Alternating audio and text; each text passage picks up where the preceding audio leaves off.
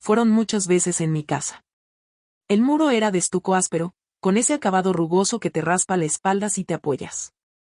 Era un muro muy alto, y por las noches quedaba oscuro, medio escondido de la calle. La casa estaba construida hacia el fondo del lote, entonces había ese espacio grande adelante, esa rampa de entrada. Yo sabía exactamente qué pasaba si llegaba hasta esa rampa con él.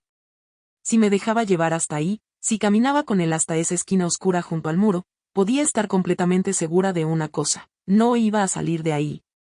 O por lo menos no iba a salir sin que él se hubiera venido en mis piernas. Sin que hubiera eyaculado en mi ropa. Sin que me hubiera dejado manchada otra vez. Y así fue. 1 vez. 2 veces. 10 veces. 20 veces. Yo tenía 17 años. Mi nombre es Valentina. Hoy tengo 48 años. Vivo en California, lejos de todo eso. Pero esta historia comienza en un pueblito del sur de Texas, en la frontera con México. Un lugar tan pequeño que si parpadeas mientras pasas en carro, te lo pierdes completo. De esos pueblos donde todo mundo se conoce, donde las familias latinas son enormes, donde la pobreza y la fe van de la mano, donde las muchachas se casan jovencitas porque así son las cosas. Yo nací ahí. Crecí ahí. Y casi muero ahí, emocionalmente hablando. Porque lo que voy a contarles no es una historia bonita. No es una historia de amor. Es una historia de sobrevivencia. De abuso. De violencia sexual que nadie llamaba violencia porque pasaba dentro de un noviazgo, y luego dentro de un matrimonio. Es la historia de cómo sobreviví 11 años con un hombre que nunca amé, que abusó de mí desde el primer día, y que 20 años después de nuestro divorcio, todavía me persigue. Pero también es la historia de cómo me liberé. De cómo volé. De cómo me convertí en la mujer que siempre quise ser. Y si la cuento hoy, después de tanto tiempo, es porque sé que hay mujeres que necesitan escucharla. Hay hijas que necesitan entender que no están locas. Hay madres que necesitan aprender a escuchar. Porque hay señales que ignoramos, pensando que así es el amor, que así son los hombres, que así es la vida. No. No es así. Y esto fue lo que me pasó a mí. Mis abuelos fueron trabajadores del campo. Trabajaban en las cosechas, en los ranchos de otras personas, levantándose antes del amanecer, regresando cuando ya había oscurecido, con las manos callosas y la espalda adolorida. Tuvieron 12 hijos. 12. Mi mamá era la mayor de todos esos 12. Doña Rosa, así le dicen ahora, aunque cuando yo era chiquita simplemente era mamá o la Rosa para los vecinos. Yo fui la primera nieta. La primera de toda esa familia enorme. Hija de esa hija mayor que se casó embarazada, que enviudó joven, que se quedó sola con 2 niñas pequeñas.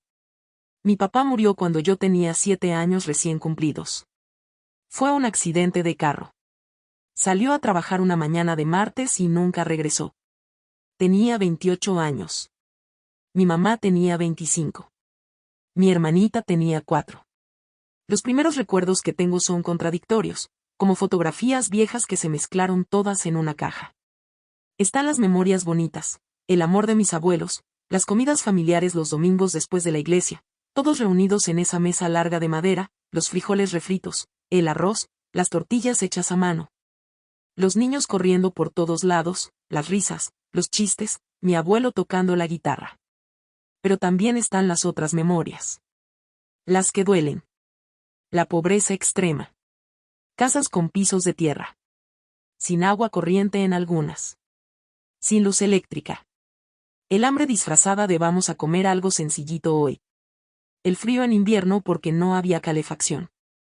El calor insoportable del verano de Texas, esos veranos donde el termómetro marca 110 grados Fahrenheit y tú estás adentro de una casita de madera sin aire acondicionado. Y la violencia. Dios mío, la violencia. Crecí viendo a los vecinos golpear a sus esposas. Escuchando los gritos que salían de las casas al anochecer. El sonido de los vidrios rompiéndose. Los platos estrellándose contra las paredes. Las mujeres llorando. Los niños gritando de miedo. Y a la mañana siguiente, esas mismas mujeres salían a la calle con lentes oscuros. Con mangas largas en pleno verano. Con maquillaje barato tratando de tapar los moretones. Y nadie decía nada. Porque así eran las cosas. Porque en la casa del herrero, cuchillo de palo. Porque la ropa sucia se lava en casa. Porque lo que pasa entre marido y mujer, solo Dios lo sabe. Todas esas frases que escuché 1000 veces.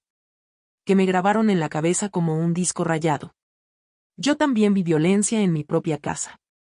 Tengo recuerdos borrosos, como si los viera a través de un vidrio empañado, de mi papá persiguiendo a mi mamá con un cuchillo.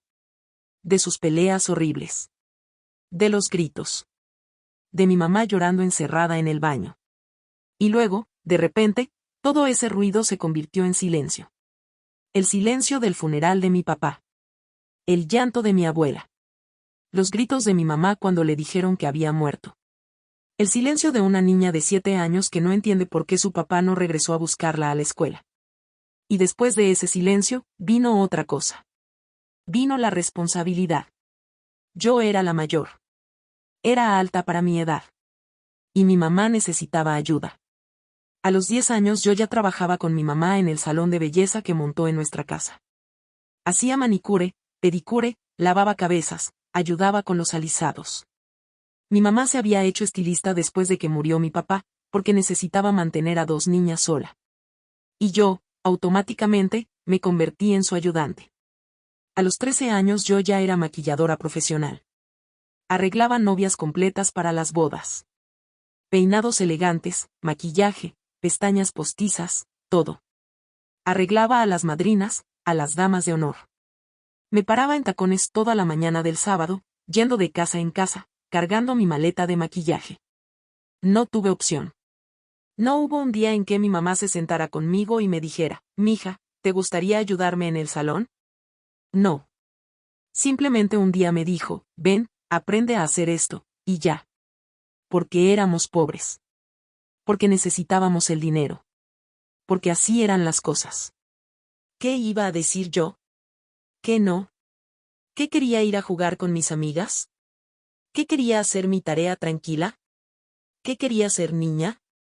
No podía. Mi papá había muerto. Mi mamá estaba sola. Mi hermanita era más chiquita que yo. Alguien tenía que ayudar. Entonces ayudé. Pero algo dentro de mí se rompió en esos años.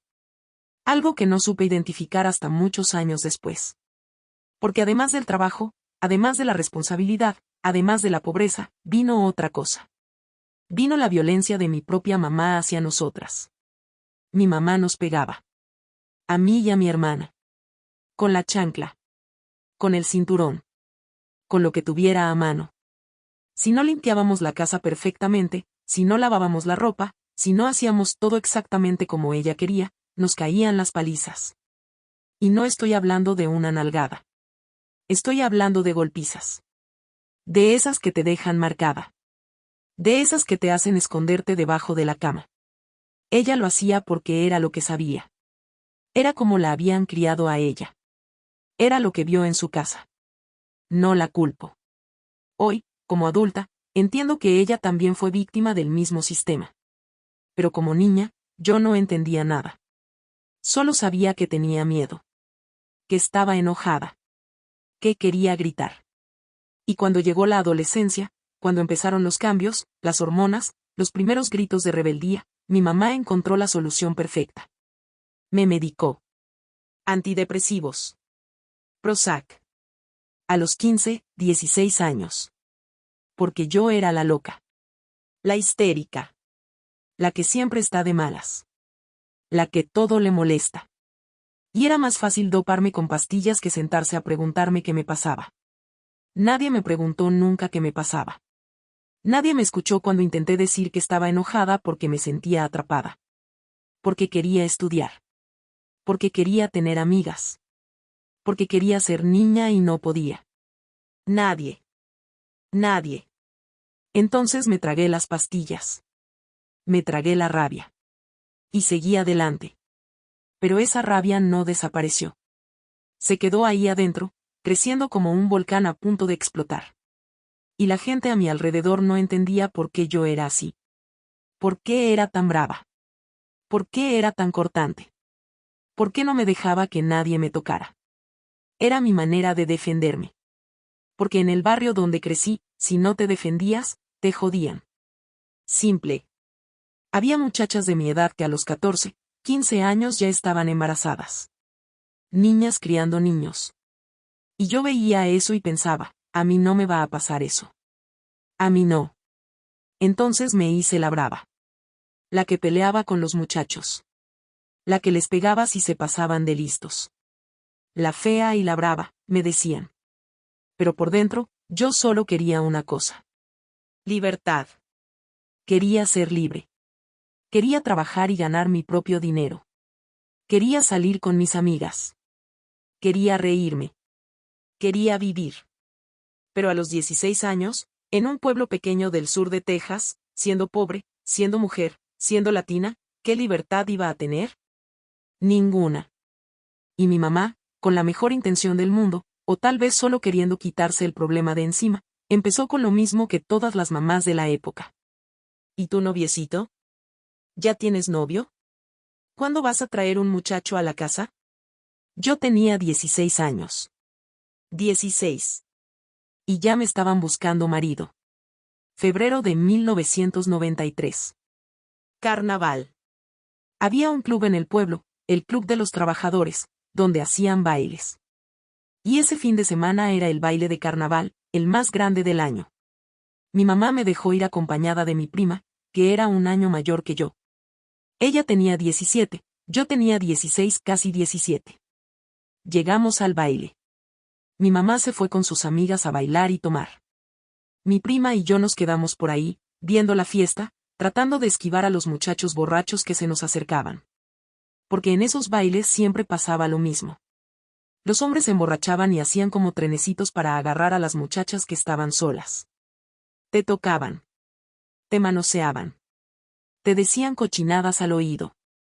Y si te quejabas, te decían que no fueras exagerada, que era pura diversión. Yo, como siempre, me ponía brava. Les aventaba el codo. Los empujaba. Les gritaba. Y me quedaba con cara de pocos amigos toda la noche. Pero esa noche, la segunda noche del carnaval, pasó algo. Conocí a Carlos. Mi prima lo conocía porque él era el hermano de una compañera de ella de la escuela. Él estudiaba en la misma preparatoria que nosotras, pero estaba en un grado más adelante. Tenía 19 años. Yo tenía 16, casi 17. No era feo. Pero tampoco era guapo. Era medio normal. Moreno. Delgado. Con una sonrisa rara. Y tenía mal aliento. Recuerdo eso perfectamente. Cuando se acercó a saludar a mi prima, y luego mi prima me lo presentó, lo primero que pensé fue, este muchacho huele feo. Olía a sudor rancio. A axila sin lavar. A boca sin cepillar. Pero mi prima, inocentemente, nos presentó. Mira, él es Carlos, el hermano de mi compañera. Carlos, ella es mi prima Valentina. Y ahí empezó todo. Esa misma noche, Carlos se pegó a mí como chicle. No me dejó ni a sol ni a sombra. Bailamos. Platicamos. Bueno, él platicó. Yo mayormente escuchaba y quería irme. Y en algún momento de la noche, no sé si fue esa noche o la siguiente, nos besamos. Fue mi primer beso. O uno de los primeros.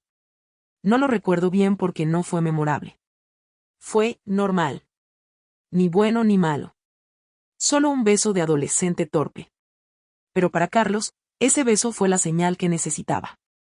Desde esa noche, no me soltó nunca más. Y cuando digo nunca más, lo digo literal. Empezó el acoso inmediatamente. Al día siguiente ya estaba afuera de mi casa. Al otro día, también. Y al otro. Y al otro. Yo iba a la escuela en bicicleta. Él me seguía en su bicicleta. Yo iba al trabajo, al salón de belleza donde ayudaba a mi mamá. Él aparecía ahí. Yo salía con mis amigas. Él estaba ahí. Y no era un ay, qué lindo, está enamorado. No. Era perturbador. Era enfermizo. Era obsesivo. Porque Carlos no tenía vida propia. Su vida entera se convirtió en seguirme a mí. No trabajaba en ese entonces, o trabajaba medio tiempo. Entonces tenía todo el tiempo del mundo para estar encima de mí. Y empezaron los abusos. Porque eso es lo que fueron desde el principio. Abusos sexuales. No tuvimos un noviazgo bonito de adolescentes. No había flores ni chocolates ni cartitas románticas. Había acoso. Había presión sexual constante. Había manoseo forzado. Carlos me acorralaba. Literal. Me acorralaba en las esquinas. Afuera de mi casa había ese muro de estuco que les mencioné al principio. Alto, áspero, con un acabado rugoso que te raspaba la piel si te apoyabas. Y por las noches quedaba oscuro porque la casa estaba metida hacia el fondo del lote. Cuando Carlos me llevaba a casa, él sabía exactamente lo que hacía. Me llevaba hasta esa esquina oscura. Me arrinconaba contra el muro. Y se frotaba contra mí. Se masturbaba frotándose contra mi cuerpo. Yo intentaba empujarlo. Le decía que no. Lo trataba de quitar. Pero él era más fuerte que yo. Y era insistente. Se frotaba contra mis piernas, contra mi estómago, contra lo que fuera, hasta que eyaculaba. Y me dejaba ahí, con mi ropa manchada, con su semen en mis pantalones, en mi falda. Y yo tenía que entrar a mi casa así. Lavarme. Lavar mi ropa. Y no decirle nada a nadie. Porque, ¿a quién le iba a decir? ¿A mi mamá? Mi mamá no quería hablar de sexo. Para ella, el sexo era sucio, era pecado, era algo de lo que no se hablaba. ¿A mis amigas? Mis amigas pensarían que yo era una cualquiera por dejarme tocar así. Entonces me quedé callada. Y Carlos interpretó mi silencio como permiso. Siguió. Y siguió. Y siguió. Fueron semanas. Meses. De lo mismo. De que me acorralara. De que se frotara contra mí. De que eyaculara en mi ropa. Yo lo odiaba. Odiaba el olor de su boca. Odiaba el olor de su sudor. Odiaba sus manos tocándome. Odiaba todo de él. Pero no sabía cómo detenerlo. Porque cuando intentaba terminar con él, él aparecía llorando en mi casa. Se quedaba sentado afuera durante horas. Le decía a mi mamá que me amaba. Que no podía vivir sin mí. Y mi mamá, en lugar de echarlo, lo dejaba entrar. Le daba café. Hablaba con él. Y luego me regañaba a mí. Ay, mija, ¿por qué eres tan mala con ese muchacho? Se ve que te quiere mucho. Ya deja de andar de exagerada. Exagerada. Esa palabra la escuché 1000 veces. Eres exagerada. Estás exagerando. Todo te molesta. Eres muy sensible. No. No estaba exagerando. Estaba siendo abusada sexualmente por un muchacho de 19 años y nadie me creía. O peor, nadie me escuchaba. 3 meses después de conocer a Carlos, él logró lo que quería. Tener sexo conmigo. No fue violación en el sentido técnico de la palabra, porque yo no peleé lo suficiente. No grité. No corrí. Pero tampoco dije que sí. Fue presión. Insistencia. Cansancio. Él llevaba meses presionándome. Si me quieres, hazlo. Si no lo haces conmigo, lo voy a hacer con otra. Todas las muchachas lo hacen. No seas anticuada. Y yo, a los 17 años, confundida, asustada, sin información, sin nadie con quien hablar, finalmente cedí. Pensé, si lo hago, tal vez se calme. Tal vez pare de presionarme tanto. No paró. Empeoró. Pero esa primera vez fue horrible. Fue en su casa. En su cuarto. Rápido. Torpe. Doloroso. Y cuando terminó, ¿saben qué me dijo? Ni siquiera eras virgen de verdad.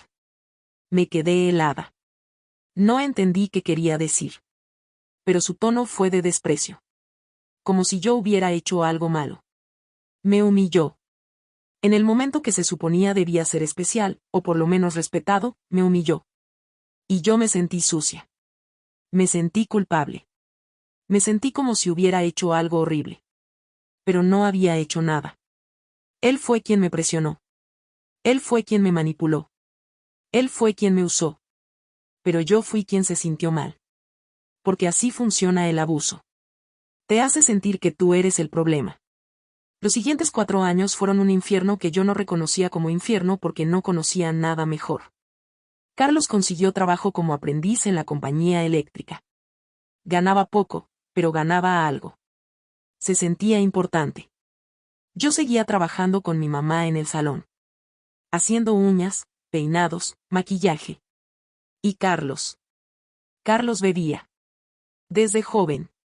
Desde siempre. Alcoholismo severo. Los fines de semana llegaba completamente borracho a mi casa. Vomitaba. Se cagaba en los pantalones. Y yo tenía que lidiar con eso. Y las relaciones sexuales seguían siendo abusivas. Porque Carlos tenía problemas físicos. Problemas serios. Su pene no estaba bien formado. Tenía disfunción eréctil. Tenía eyaculación precoz.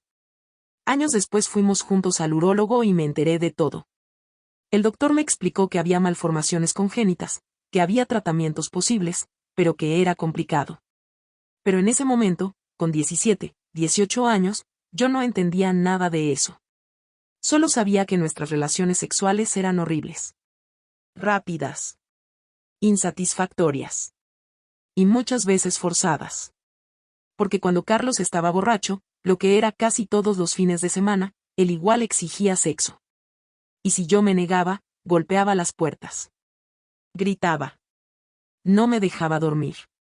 Hacía un escándalo. Entonces yo cedía. Para que se callara. Para que me dejara en paz. Para poder dormir. ¿Eso es violación? No sé. Legalmente, tal vez no. Yo aceptaba. Pero mi cuerpo no lo quería. Mi alma no lo quería. Y él lo sabía perfectamente. Él sabía que yo no quería. Pero no le importaba. Porque para Carlos, yo era su propiedad. Su novia. Y las novias no dicen que no. Durante esos 4 años, del 93 al 97, mi vida fue una constante batalla. Yo trabajaba. Ahorraba lo poco que podía. Intentaba tener algo de vida social. Pero Carlos estaba siempre ahí. Controlando. Vigilando. Acosando. Si yo salía con mis amigas, él aparecía. Si yo hablaba con algún muchacho, aunque fuera un cliente del salón, Carlos hacía escenas de celos. Me insultaba. Me decía que era fea. Que era pobre. Que mi familia era de lo peor. Que nadie más me iba a querer. Y yo, en mi ira, en mi rabia constante, le contestaba. Le gritaba. Lo mandaba al carajo. Pero no podía dejarlo. Porque mi mamá no me apoyaba. Porque mi familia pensaba que él era un buen partido, que trabajaba, que era decente. Porque en mi pueblo, una muchacha que había tenido relaciones sexuales con su novio, se tenía que casar con él. No había de otra. Y Carlos lo sabía. Él sabía que me tenía atrapada. Entonces cuando yo cumplí 20 años, cuando llevábamos casi 4 años juntos, mi mamá empezó con la presión. Ya es hora de que se casen. Ya llevan mucho tiempo. Ya que están esperando.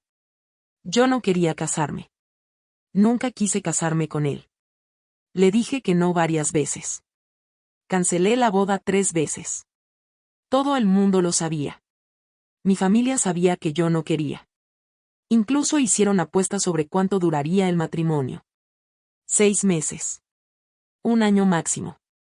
Pero nadie me dijo, no te cases. Nadie me dio la opción real de decir que no. Porque mi mamá llegó al punto de amenazar con suicidarse si yo no me casaba. No acepto hijas que no sean señoritas en mi casa. O te casas, o te vas.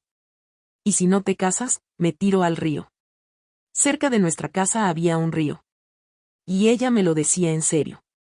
Entonces, ¿qué iba a hacer yo? Tenía 20 años.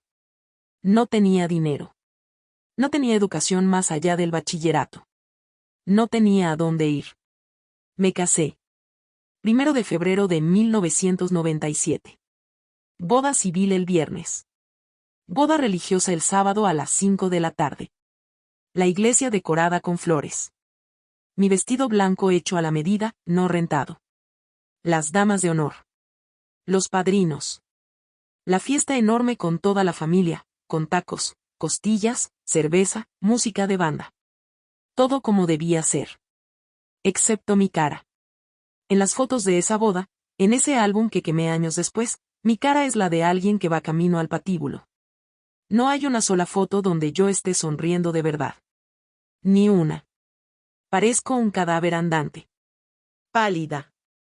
Ojeros. La boca apretada. Los ojos vacíos.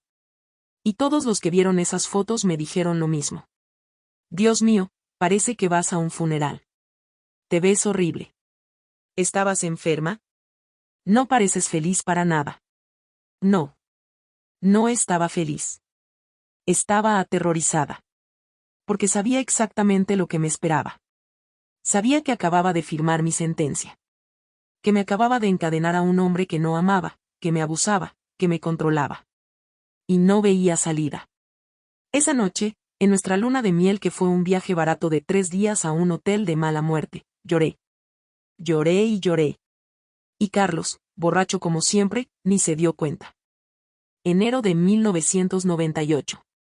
Menos de un año de casada. Nos mudamos a San Antonio porque a Carlos lo transfirieron por su trabajo. Para mí fue como un respiro. Una ciudad más grande. Lejos de mi mamá. Lejos de las habladurías. Lejos de todo. Conseguí trabajo en un salón de belleza. Carlos empezó a viajar mucho por su trabajo, a veces 15 días seguidos fuera de casa. Y cuando él no estaba, yo podía respirar. Podía hacer lo que quisiera. Ver a quien quisiera. Salir cuando quisiera. Dormir en paz. Pero cuando regresaba el infierno. Llegaba borracho casi siempre. Exigía sexo. Si yo me negaba, hacía escenas. Golpeaba puertas. Gritaba. Y yo, viviendo en un apartamento, no quería que los vecinos escucharan. Entonces cedía. Una y otra vez. ¿Cuántas veces tuve sexo con Carlos sin quererlo realmente? No sé. Cientos. Miles tal vez. Nunca, en los años que estuvimos juntos, nunca tuve una relación sexual con el que fuera placentera. Ni una sola vez que pudiera contarles y decir, esa vez fue increíble. Ni una. Fueron años de relaciones sexuales abusivas, insatisfactorias, dolorosas, forzadas. Y yo no podía decírselo a nadie. Porque, ¿quién me iba a creer? Estábamos casados. Los esposos tienen derecho al cuerpo de sus esposas, ¿no? Así era lo que pensaba la gente. Así que me masturbaba. Sola. En secreto. Porque mi cuerpo necesitaba algo que Carlos nunca me iba a dar. Junio de 1998. Tenía 21 años. Fui al ginecólogo y le pedí que me pusiera un DIU. No quería tener hijos. No quería ser madre. No con Carlos. Solo quería trabajar. Quería ahorrar dinero. Quería planear mi escape. El doctor me puso el DIU Mirena. Y empecé a sangrar. Y sangrar. Y sangrar. 40 días de hemorragia continua. Me inyectaron medicamentos para detener el sangrado. Nada funcionaba. Finalmente, el doctor me quitó el DIU. Eso fue un viernes. Me mandó a casa en reposo, todavía sangrando. El siguiente fin de semana, Carlos fue a ver un partido de fútbol con su jefe. Salió el sábado en la mañana. Yo me quedé en casa limpiando, organizando, trabajando. Regresó pasadas las 2 de la madrugada del domingo. Completamente borracho. Tambaleándose. Vomitando. Con diarrea. Yo estaba dormida. Escuché la puerta abrirse. Lo escuché en el baño, vomitando. Pedazos de carne asada cayendo en el excusado y en el piso. Vino al cuarto. Se tiró en la cama. Olía horrible. A cerveza rancia, a vómito, a carne podrida. Y me exigió sexo. Le dije que no. Le recordé que el doctor me había dicho que no podía, que necesitaba reposo, que todavía estaba sangrando. No le importó. Me agarró. Intenté ponerle un condón porque sabía que no podía quedar embarazada en ese momento. Pero él no mantenía la erección lo suficiente. Estaba demasiado borracho. Su pene estaba medio flácido. Y aún así me penetró. Duró segundos. Literalmente segundos. Eyaculó casi inmediatamente. Yo salté de la cama y corrí al baño. Me lavé desesperadamente. Me talé. Me limpié con todo lo que pude. Pero no fue suficiente. Esa noche concebí a mi hija mayor, Isabella. Cuando me enteré que estaba embarazada, lloré durante 4 días. 4 días seguidos de llanto. De desesperación. De sentir que mi mundo se había acabado. Porque ahora sí que no había salida. Ahora tenía que quedarme. ¿Cómo iba a criar a un bebé sola? No tenía dinero propio. No tenía educación. No tenía familia que me apoyara. Y en mi cabeza nunca, ni por un segundo, pasó la opción del aborto. No en Texas. No en una comunidad latina y católica. No en 1998. Entonces me tragué el dolor. Me tragué la rabia. Y decidí que iba a amar a esa bebé con todo mi corazón, a pesar de cómo fue concebida. Y lo hice. Isabella nació hermosa. Un bebé gordito, sano, perfecto. Con cachetotes y mucho pelo negro. Fue mi alegría durante mucho tiempo. Mi razón para levantarme. Mi razón para seguir. Pero Carlos no cambió. Seguía bebiendo.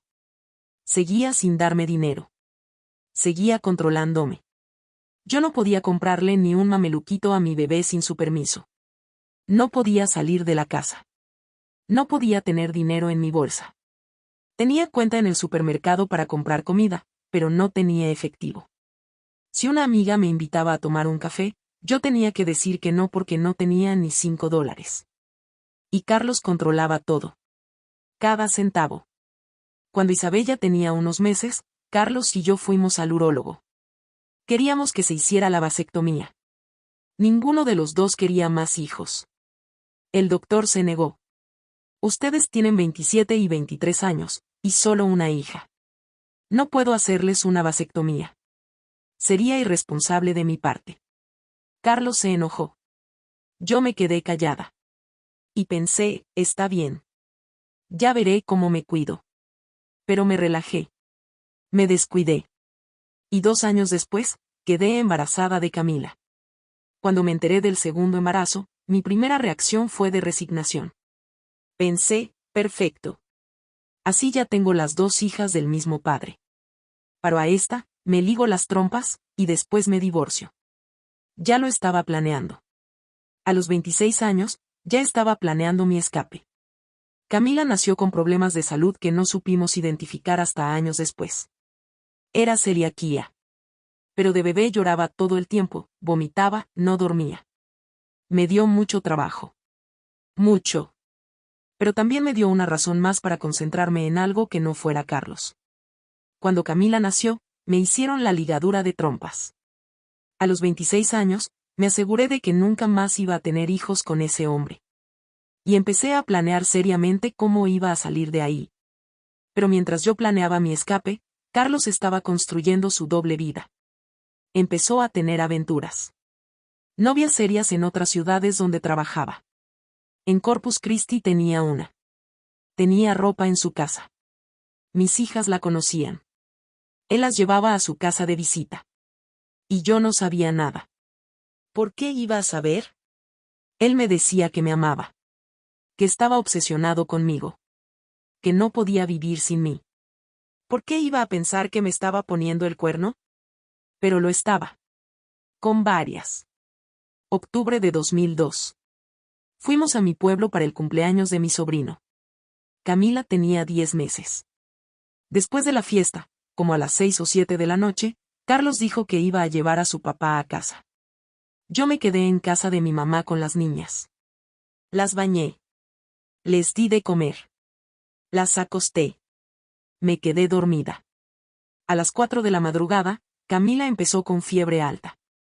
Fiebre de 104 grados. Necesitaba llevarla al hospital. Pero no tenía carro. El carro se lo había llevado Carlos. Llamé a su celular. Apagado. Pedí el carro a mi mamá. Me dijo que no, que estaba enojada conmigo por una discusión que habíamos tenido. Agarré la bicicleta de mi hermana. En pijama y chanclas, a las 4 de la madrugada, me fui en bicicleta a buscar a Carlos. Primero fui a casa de su papá.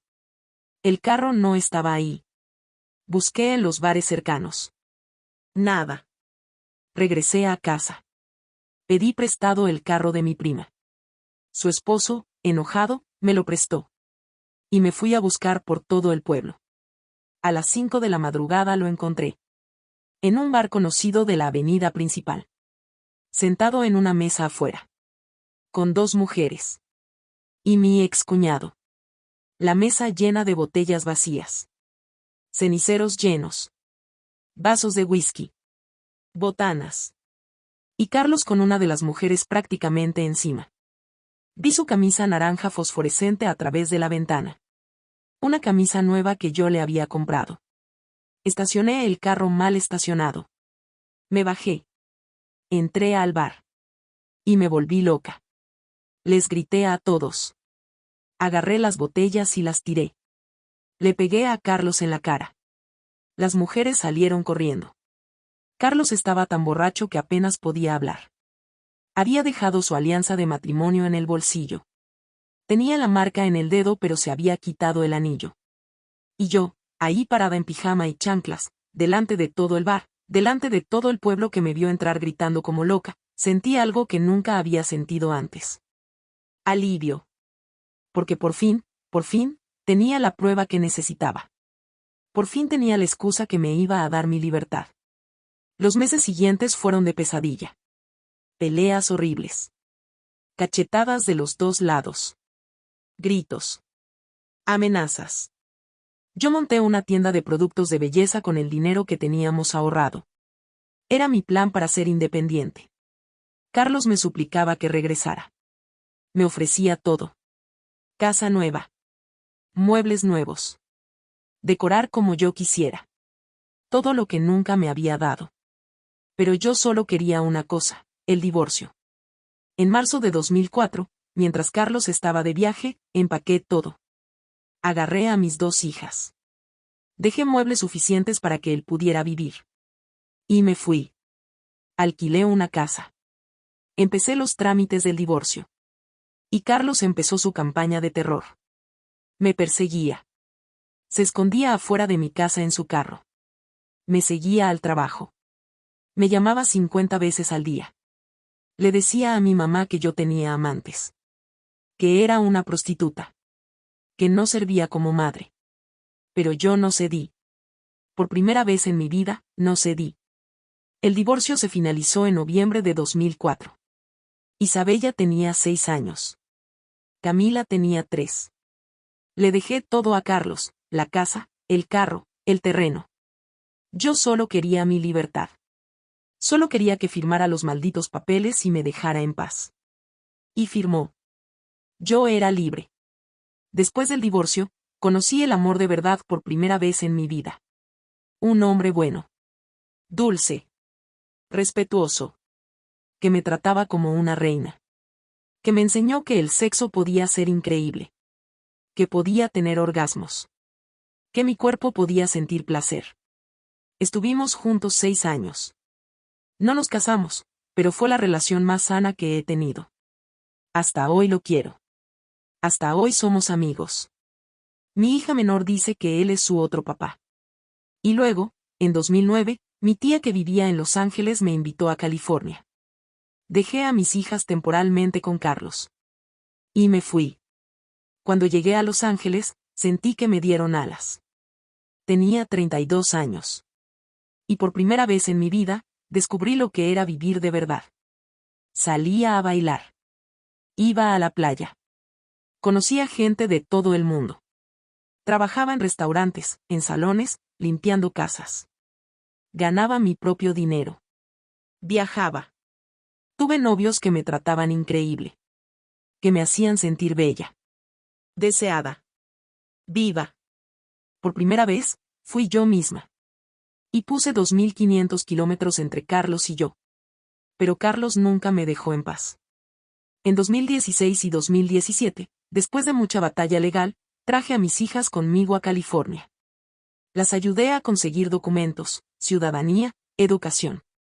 Pero Carlos siguió persiguiéndome. Hace unos años, hackeó mi computadora.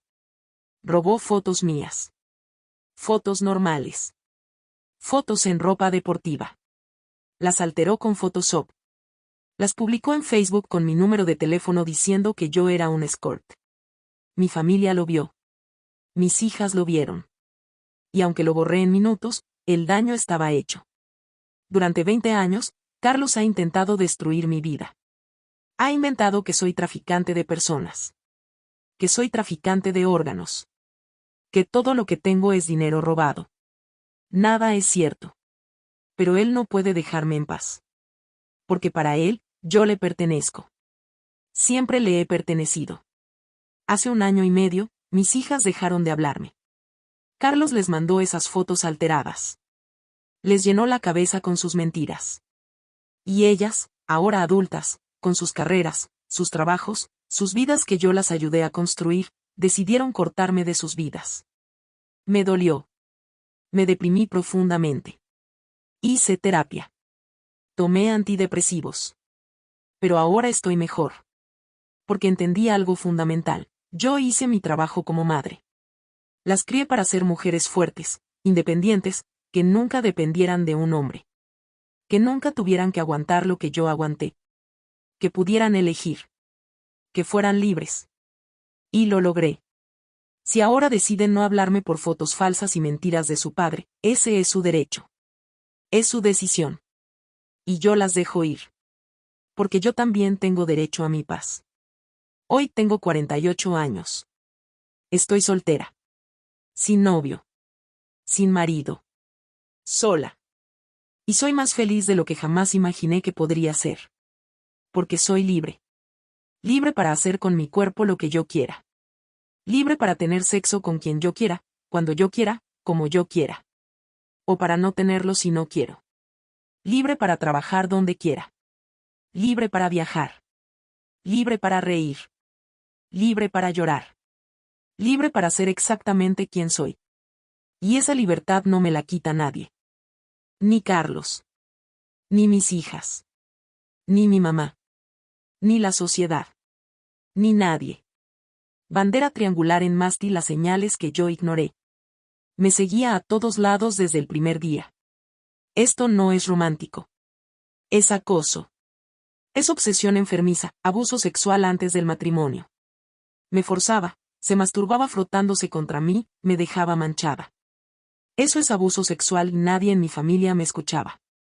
Cuando intentaba hablar, me callaban, me medicaban, me decían que exageraba, me daban antidepresivos en lugar de escucharme. Los medicamentos no curan el abuso emocional, no tenía acceso al dinero después de casarme. Control financiero total es violencia económica, alcoholismo severo desde joven. Un alcohólico no cambia por amor. Necesita tratamiento profesional, relaciones sexuales forzadas aceptadas. Si dices que sí para que pare de gritar, no es consentimiento, mi cuerpo me decía que no desde el principio. No me atraía. No me gustaba su olor. No quería que me tocara. Pero ignoré esas señales, amenazas de suicidio de mi mamá si no me casaba. Eso es chantaje emocional gravísimo, aislamiento social progresivo. Me alejó de amigas, controló mis movimientos, mis conversaciones, humillación constante. Eres fea. Eres pobre. Nadie más te va a querer. Tu familia no vale nada. Infidelidades múltiples. No fue una vez. Fueron años de aventuras paralelas, persecución después del divorcio. Acoso que duró años. Que dura hasta hoy, hackeo y difamación digital. Esto es un delito federal en Estados Unidos, mi intuición gritaba desde el principio. Y yo la ignoré por presión social y familiar. Marca de verificación gruesa blanca: lo que debes hacer si estás en esta situación. Documenta todo. Guarda mensajes de texto, correos electrónicos, mensajes de voz. Toma fotos de moretones. Escribe un diario con fechas. Todo puede ser evidencia. Llama a la Línea Nacional de Violencia Doméstica, 1-800-799-7233. Disponible 24/7 en español. Es confidencial, no le digas que te vas hasta que tengas un plan seguro. El momento más peligroso para una mujer es cuando deja a su abusador, abre una cuenta de banco secreta. En otro banco. Sin que él lo sepa. Guarda dinero poco a poco, habla con un abogado especializado en violencia doméstica antes de pedir el divorcio. Muchos ofrecen consultas gratis, prepara una bolsa de emergencia escondida con ropa, documentos importantes, actas de nacimiento, pasaportes, seguros sociales, dinero, medicamentos, llaves. Ten un teléfono celular de emergencia que él no conozca. Un celular prepagado barato. Escóndelo bien, confía en una persona de confianza que sepa lo que está pasando. Que pueda ayudarte si necesitas escapar rápido, investiga refugios para mujeres en tu ciudad. Anota direcciones y teléfonos. No tienes que ir inmediatamente, solo saber dónde están, cambia todas tus contraseñas. Email, Facebook, Instagram, banca en línea, Netflix, todo. Usa contraseñas que él nunca adivinaría. En Estados Unidos, no puedes retirar una denuncia de violencia doméstica una vez presentada. El Estado procesa el caso aunque tú cambies de opinión. Esto es para protegerte. Solicita una orden de restricción, restraining order. Es gratis en muchas cortes. Te protege legalmente, no vayas sola a recoger tus cosas y te vas. Pide que la policía te acompañe. En Estados Unidos pueden hacer civil standby para esto, guarda evidencia de todo el dinero que él gana. Recibos de pago, cuentas de banco, declaraciones de impuestos. Lo necesitarás para el divorcio y pensión, si tienes hijos, documenta todo lo que haces por ellos. Fotos, recibos médicos, escolares. Él te va a acusar de mala madre. Ten pruebas. Marca de cruz lo que nunca, jamás debes hacer. No esperes a que cambie. No va a cambiar. Los abusadores no cambian sin años de terapia especializada intensiva, no te cases pensando que va a mejorar. El matrimonio empeora el abuso. Le da más poder sobre ti, no tengas hijos pensando que se va a calmar. Los hijos son rehenes emocionales que él va a usar contra ti, no vuelvas por sus promesas. Va a prometer todo, terapia, dejar de beber, cambiar. No lo va a hacer, no le digas me voy a ir como amenaza durante una pelea. Solo dilo cuando ya te estés yendo de verdad, no borres evidencia. No borres sus mensajes crueles. No tires fotos de moretones. Lo vas a necesitar, no te aísles de tu familia y amigas aunque él quiera. Mantén esos lazos. Los vas a necesitar, no justifiques su comportamiento. Estaba borracho. Estaba estresado. Tuvo una infancia difícil.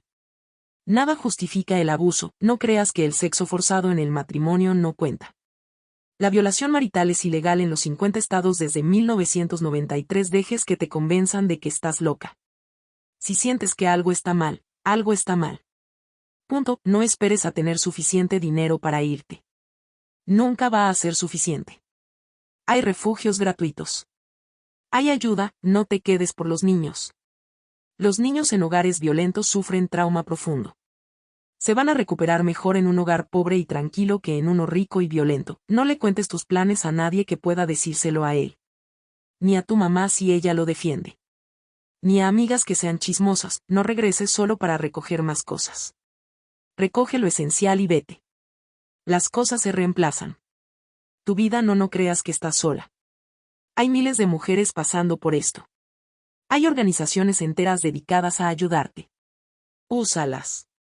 Foco lo que aprendí en estos 48 años. La libertad es más valiosa que cualquier cosa material. Vale más vivir en un cuarto chiquito y en paz que en una mansión con miedo. Tu cuerpo te pertenece. Solo a ti. Nadie, tiene derecho a tocarte sin tu consentimiento entusiasta. Ni tu novio. Ni tu esposo. Nadie. Los hijos no son razón para quedarte. De hecho, son razón extra para irte. Porque van a aprender de lo que ven, no de lo que dices.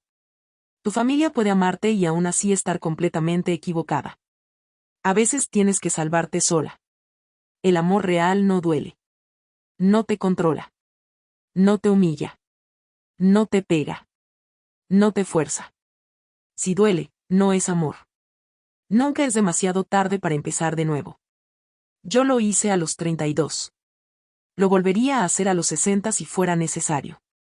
No estás loca. El sistema patriarcal te dice que estás loca para mantenerte callada y controlada. No lo estás. La terapia salva vidas. Pero tiene que ser con un terapeuta que entienda violencia doméstica. No cualquier terapeuta sirve. Puedes ser feliz sola. De hecho, es la única manera de ser realmente feliz, amándote a ti misma primero. Tus hijas pueden decepcionarte. Y está bien. Las criaste lo mejor que pudiste. El resto es su camino, no el tuyo. A Carlos. Si algún día ves esto, quiero que sepas algo. Te perdono por no poder amarte. Porque entiendo que tú también fuiste víctima de un sistema enfermo. Que tú también creciste sin herramientas emocionales.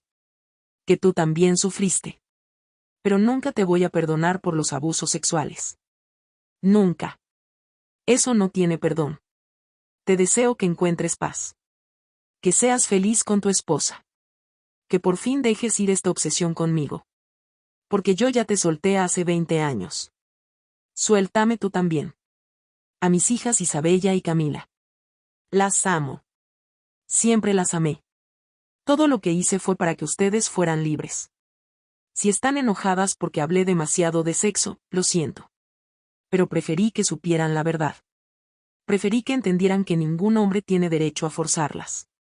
Que pueden decir no. Que su cuerpo es suyo. Si algún día quieren volver a hablarme, aquí estaré. Y si no, también está bien. Porque las crié para ser mujeres independientes que toman sus propias decisiones. Incluso si esa decisión es alejarse de mí. Las amo. Siempre. A ti, mujer que estás leyendo esto. No estás loca. No estás exagerando. Tu intuición sabe la verdad. Si algo se siente mal, es porque está mal. Confía en ti misma. Y si necesitas ayuda, pídela. Hay gente que te va a creer. Hay gente que te va a ayudar. Yo soy una de ellas. Puedes contactarme si quieres. Puedes escribirme. No estás sola. Porque todas hemos estado ahí. O conocemos a alguien que ha estado ahí. Y juntas, nos salvamos. Sé libre, hermana. Mereces serlo. Con todo mi corazón y toda mi fuerza. Valentina. Si este relato te sirvió, compártelo. Porque hay mujeres que necesitan leerlo. Que necesitan saber que no están solas. Que necesitan ver que sí se puede salir. Y si conoces a alguien en esta situación, mándale celo. Puedes salvar su vida. Línea Nacional de Violencia Doméstica, Estados Unidos 1-800-799-7233 disponible 24/7 en español. Confidencial. Gratuita.